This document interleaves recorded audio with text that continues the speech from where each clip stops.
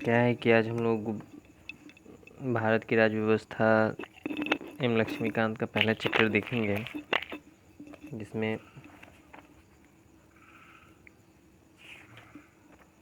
इसमें ऐतिहासिक पृष्ठभूमि बताया गया है।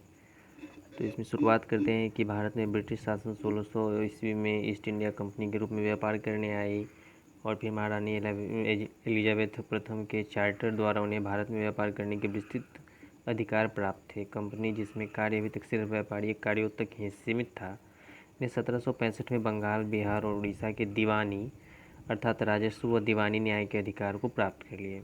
इसके बाद 1858 में सिपाही विद्रोह के परिणाम स्वरूप ब्रिटिश क्राउन ने भारत के शासन का उत्तरदायित्व प्रत्यक्ष रूप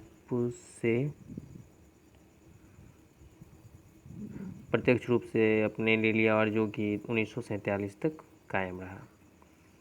तो इसमें सिलसिलेवार ढंग से सारी घटनाएं घटी हैं और सिलसिलेवार ढंग से हम उसको देखेंगे। तो सर्वप्रथम कंपनी का शासन एक्ट आता है 1773 से 1858 तक। तो 1773 का जो एक्ट था उसे रेगुलेटिंग एक्ट के नाम से जाना जाता है और इसकी कुछ विशेषताएं थीं। विशेषताओं पर अगर हम गौर करें तो हम देखेंगे कि इस अधिनियम के द्वारा बंगाल के गवर्नर को बंगाल का गवर्नर जनरल पद नाम दिया गया। जो पहले बस गवर्नर होते थे उनमें जनरल शब्द जोड़ दिया गया। उसकी सहायता के लिए एक 4 सदस्यीय कार्यकारी परिषद का गठन भी किया गया। उल्लेख है कि ऐसे पहले गवर्नर लॉर्ड वारेन हेस्टिंग्स थे। इसके द्वारा मद्रास एवं बम्बई के गवर्नर बंगाल के गवर्नर जनरल के अधीन हो गए, जबकि पहले सभी प्रेसिडेंसियों के गवर्नर जनरल एक दूसरे से अलग हुआ करते थे। अधिनियम के अंतर्गत कलकत्ता में 1774 में एक उच्च न्यायालय की स्थापना की गई, जिसके मुख्य न्यायाधीश और 3 न्यायाधीश होते थे। इसके तहत कंपनी के कर्मचारियों को निजी व्यापार करने और भारत के लोगों से उपहार व रिश्वत लेना प्रतिबंधित कर दिया गया था। और इस अधिनियम के द्वारा ब्रिटिश सरकार का कोर्ट ऑफ डायरेक्टर्स यानी कंपनी की गवर्निंग बॉडी के माध्यम से कंपनी पर नियंत्रण सशक्त हो गया। इसे भारत में इसके राजस्व, नागरिक और सैन्य मामलों की जानकारी ब्रिटिश सरकार को देना आवश्यक कर दिया गया था। फिर उसके बाद आता है 1784 का Pitt's India act. Regulating act 1773 की कमियों को दूर करने के लिए ब्रिटिश सरकार ने एक संशोधित अधिनियम 1781 में पारित किया, जिसे एक्ट ऑफ सेटलमेंट के नाम से भी जाना जाता है। इसके बाद एक अन्य महत्वपूर्ण अधिनियम पिट्स इंडिया एक्ट 1784 में अस्तित्व में आया। अधिनियम की विशेषताएं थी कि इसमें कंपनी के राजनीतिक और वाणिज्यिक कार्यों को पृथक कर दिया गया। मतलब कहने का सेंस ये है कि इसमें कंपनी के राजनीतिक और वाणिज्यिक कार्यों को पूरी तरह अलग अलग कर दिया गया।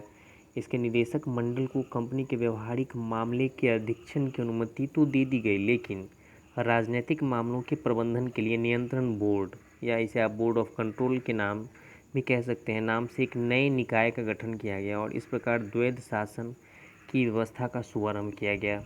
नियंत्रण बोर्ड को यह शक्ति थी कि वह ब्रिटिश नियंत्रित भारत में सभी नागरिक, सैन्य, सरकार व राजस्व गतिविधियों का अधीक्षण एवं नियंत्रण करें। इस प्रकार अन्य अधिनियमों में 2 कारणों में महत्वपूर्ण था। पहला, भारत में कंपनी के अधीन क्षेत्र की पहली बार ब्रिटिश अधिपत्य का क्षेत्र कहा गया। दूसरा, ब्रिटिश सरकार को भारत की कंपनी के कार्य और इसके प्रशासन व पूर्ण नियंत्रण प्रदान किया गया। और इसी तरह सिलसिलेवार ढंग से देखें तो और भी एक लाए गए, जिसमें 1733 का चार्टर अधिनियम है, 1753 का चार्टर अधिनियम, फिर ताज का शासन 1858 से 1947 तक रहा।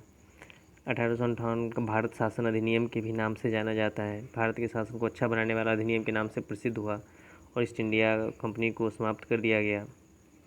फिर 1861, 92 और 1909 में भारत परिषद अधिनियम लाया गया और इसकी अपनी विशेषताएं थीं। 1909 में की अधिनियम की विशेषताएं थी, भारत शासन अधिनियम 1919 आया। फिर साइमन कमीशन आता है, जिसे साइमन आयोग के नाम से जाना जाता है। फिर सांप्रदायिक अवार्ड आता है।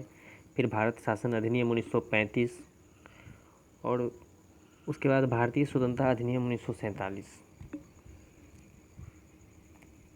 इसी तरह भारत के स्वतंत्रता की यात्रा में ढेरों सारे अधिनियम आए और उन अधिनियम का हम आगे के क्रम में सिलसिलेवार ढंग से अध्ययन करेंगे, जिसमें